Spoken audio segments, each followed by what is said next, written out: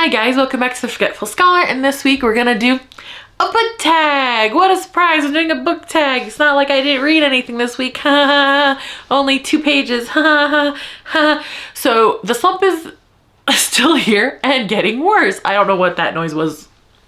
Fine. So hopefully I could figure out how to get out of this slump. Anyway, so I'm gonna do the cozy book tag. Okay. And I'm on my phone, like, oh my gosh, no paper? Am I slowly getting into the century? Who knows? Okay, question number 1. What book always reminds you of fall/autumn?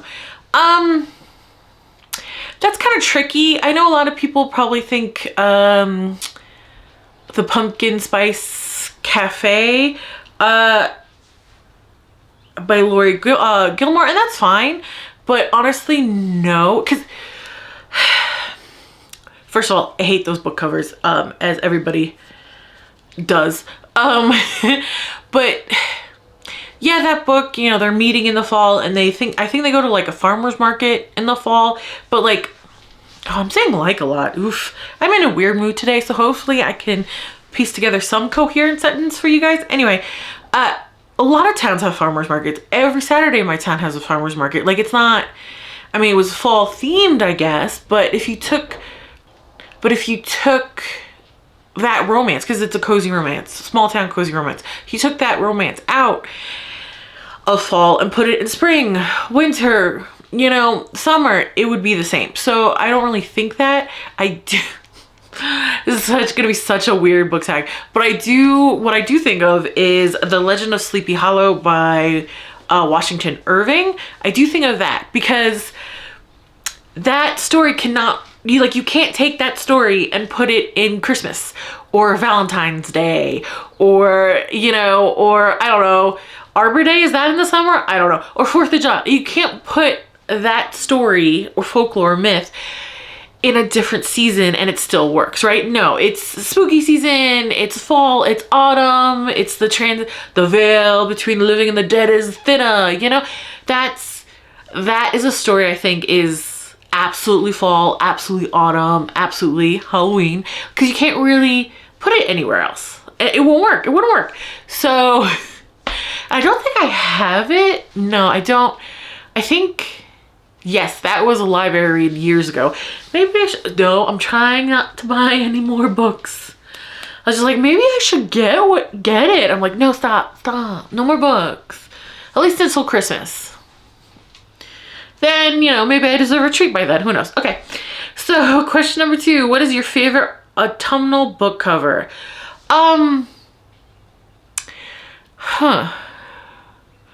Not Dream Harbor books. I hate those covers. Okay, so this is gonna be weird. Because it's a weird book.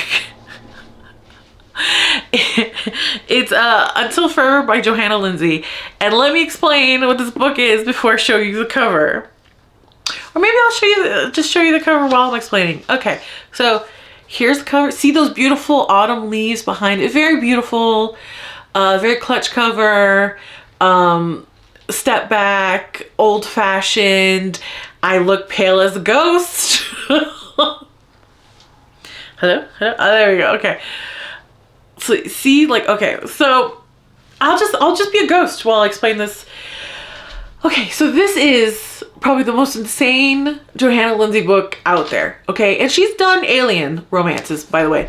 So the girl here is like an archaeologist, and she finds this sword, which realistically would be unusable because of that hilt. That grip is ridiculous. No one could do it. Anyway, I'm splitting hairs. It's supposed to be a Viking sword. Doesn't look like a Viking sword. Okay, anyway, focus. Okay, this is supposed to be my favorite autumnal book cover. This sword apparently is cursed, which a lot of things in that area, you know, cursed. Anyway, but actually cursed, and when she polishes the sword, anyway, when she cleans the sword, everything sounds dirty. He comes out of it. Oh, okay. All right, I'm just gonna power through. I'm sorry. Everything feels like it's steeped in innuendo. I'm not intentionally. Anyway, he comes out of it because he's a cursed Viking that's cursed in the sword, but also he could time travel. So he takes her on a historical time travel adventure. Does it take place during fall? No. Is the autumn leaves behind it gorgeous? Yes. Do I have any idea why? No. Do I like that cover 1,000 times more than the Dream Harbor ones? Yes. So that's my favorite autumnal cover. A classic historical romance clutch cover with a weird, probably the weirdest Johanna Lindsey book in history. Okay, and just apparently steeped in innuendo. Can't help it. All right, question number 3. What is your favorite autumnal drink to read with? Okay. I know a lot of people are like, oh, fall, pumpkin spice latte. That's great. I am a basic bee. When it comes to my coffee, I like a little milk, like a little vanilla creamer, and I'm good. I like my coffee the color of not just beige, but sandstorm beige. So I'm not a pumpkin spice person, but man, when the apple cider comes out, oh my god, I love it. I can drink like 4 bottles of that by myself in like a week. Like, I love that stuff so much. Do I know why? No. Does it taste different than apple juice? Yeah, it does. I don't know what to tell you. I get so excited about the apple cider drink that comes out. I know it's not a warm, cozy drink that, you know, aesthetically you curl up on like a beautiful cherry. Girl, come on, let's be honest. Most of us are like hunched over our desks reading, or like completely limbless, or just like, you know, relax out on the couch in our PJs, no makeup, mouth open. Like, come on, we're not all aesthetic readers, right? We're not all like full makeup, whatever. I will drink apple cider all year round if I could. I will drink while reading. I'll drink it. I love it. Okay. Question 4. Do you prefer to read late at night or early in the morning? I actually like to do both. But I will say I have done many of mornings where I don't have time to read. I gotta go, and I go, and I'm fine. But I can't fall asleep at night without reading a little bit. Like, it's become part of my ritual to like shut my brain down. It does sink when the book gets really interesting, and then I'm like, oh man, there's no other choice. I have to read this till dawn. But it's become sort of this part of my routine, because I don't know if I think I've talked about it, that I suffer from like both fatigue because of my chronic illness and insomnia, probably because of my chronic illness, but whatever. So I have to walk this fine line, and it took me years to figure out how to like kind of calm down at night to be able to sleep. You know, my average at one point was 5 hours. Now I'm up to 6 and 7 hours. I'm like, I'm loving it. I love it. But yeah, reading at night helps me to go to sleep. I've tried not reading at night, and my brain just doesn't, it's like it had like a dimmer. It just didn't dim down. So I'm just like, oh, well, I have to do this. And tomorrow we gotta do this. Don't forget to do this. Oh my gosh, what's on TV? I wonder what's on. Look at that, a little spider on the ceiling. Okay, I have to read at night. And I just let you guys into a really chaotic part of my brain. You're welcome. 5. Halloween is coming. What is your favorite spooky read? Okay. I'm not a spooky read kind of girly. I prefer, you know, historical romance, cozy mystery. Yeah, I prefer that. I'm trying to branch out, you know. I have to say, though, and I'm not trying to be bougie about this. This is just honest. Dracula by Bram Stoker.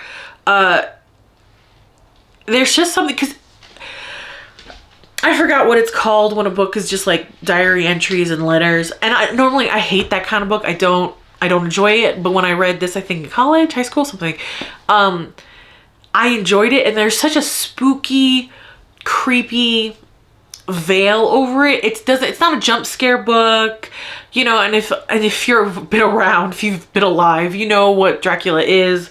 It's reached into every part of cultural zeitgeist there is, so everybody knows what it is. But reading the book, there you can't help but feel this kind of creepy fog around you. Like, it just sort of, and it still gets me, and I enjoy it, which is a book that's just letters and diary entries. Is crazy. I enjoy it. I remember really enjoying the book Frankenstein, but I never thought that was scary, you know? Well, yeah, anyway. Question number 6. What is the ultimate comfort read for you? Okay, so both are Johanna Lindsey's. I love her. She really introduced me to historical romance, and I really enjoy her books. Marriage Most Scandalous and Magic of You are probably the ones I read the most for comfort. Like, if I'm really, maybe I should revisit one of those now and get me out of the reading slump. Magic of You is part of the Mallory family series, which I really like. It has to do with, but I like that one because Amy is chasing after Warren, so I enjoy that, and Amy's just, I find her just a hysterical mess, so I like that one. Marriage Most Scandalous, it sort of probably the most Batman that historical romance can do, so I enjoy that one as well. But those are probably my two. And Angel, also Johanna Lindsey. I love Angel so much. He is a gunslinger. It takes place in the Wild West, and he's a gunslinger, but he's just so full of like social anxiety, you know. So probably those 3 are my comfort reads. I probably should revisit. Maybe that'll help me out of my slump. Good thinking, Autumn Tag. Okay. What is your favorite annual reading snack? Autumnal reading snack. Does Halloween candy count? Can we say it counts? Like, cause you know, well-meaning, you buy those bags of assorted chocolates and stuff, and then you walk by it in the kitchen, you're like, well, I could just take one. It's just a little Hershey bar. It's just a little Kit Kat. No one's gonna notice. And then like a week later, you're like, oh shoot, I gotta go buy another bag of Halloween candy. Me? Is that just me? That might be just me. But yeah, Halloween candy. It's just like, oh, it's so small that you're like, oh yeah, I can have 1, 3, H, it's fine. Anyway, yikes. Okay, question number 8. What is your favorite autumnal candle to burn while reading? Normally I go for lighter, fruitier scents, or like clean linen kind of thing, but I do have a candle that I enjoy breaking out. It's like a apple pie, apple cinnamon. It doesn't really smell like apple pie. It tastes like apple cinnamon, which in my brain is like, oh, apple pie. Anyway, so I like to burn that to get like the autumnal fall vibes going. I only really bring it out, I only really bring it out around fall, because the rest of the year I like more cleaner, lighter, fruitier scents. I know apple's fruitier, but that cinnamon can be overpowering sometimes. So that one, I don't know what exact name, and I don't know what, I think it's just like the generic Walmart brand, if I'm being honest. I don't really, or did I get that at Ross? I like getting my candles at like discount stuff. Like at Ross or Marshalls and stuff like that. And sometimes Walmart will have like $5 for this huge 3-wick candle. I'm like, ooh, let me go look. So, you know, you guys know I'm a cheap bitch, so that's where it is. And I just hit myself in the nose. Anyway, so yeah, it's like an apple cinnamon. I think it says apple pie, but I think it just smells like apple cinnamon. And I don't burn it for too long, because I do think the cinnamon kind of gets a little too heavy. So I do shut it off after like an hour or so, where the other candles I kind of burn for a couple hours. But that cinnamon really lingers a little bit more. So that one, it's not my favorite, but it does get me into like autumnal vibes. Okay, number 9. When you're not reading, what is your favorite autumnal activity? Literally watching people who are much more creative and accomplished than me making their Halloween costumes like from scratch. I'm always like, wow, how did they do that? You know, I'm always so amazed by the fabric arts. Like, it completely captivates me pretty much year round, but I love it when fall comes around and people start making their costumes, you know, whether it's like or even decorations. I remember one year Rachel Maxey, she made like ghosts, like see-through wire ghosts for her front lawn that were like dancing out of wires and stuff. Oh, I loved it. I know there's so much Halloween talk, but I mean, you know, I grew up in the Northeast, and when fall was coming, the leaves would fall and the crinkle as you walk on them, and I would start seeing pumpkins out in the front stoop. I was like, oh, you know, it feels like fall. Pumpkins on the front stoop, it feels like fall. And now I'm in the Southwest where the trees don't really change colors or lose their leaves like that. So it's when the Halloween decorations come out that I'm like, oh, fall is here. I love fall, and I do. Especially since most of my allergies, like environmental allergies, like to plants and stuff, go away because they die. Flowers that make me sneeze die. So I super love fall. Okay. Last question. What is on your autumn fall reading list? I usually read whatever I want. You know, during the year I'll read paranormal stuff. It's not like I only leave it for fall. But I kind of wanted to read more paranormal stuff this month. It didn't really work out because maybe that's why I went into a reading slump, because I was trying to plan out the whole month what I was going to read instead of just picking up what I felt like as a mood reader. It could be it. I know I really wanted to revisit Frankenstein, Mary Shelley's Frankenstein.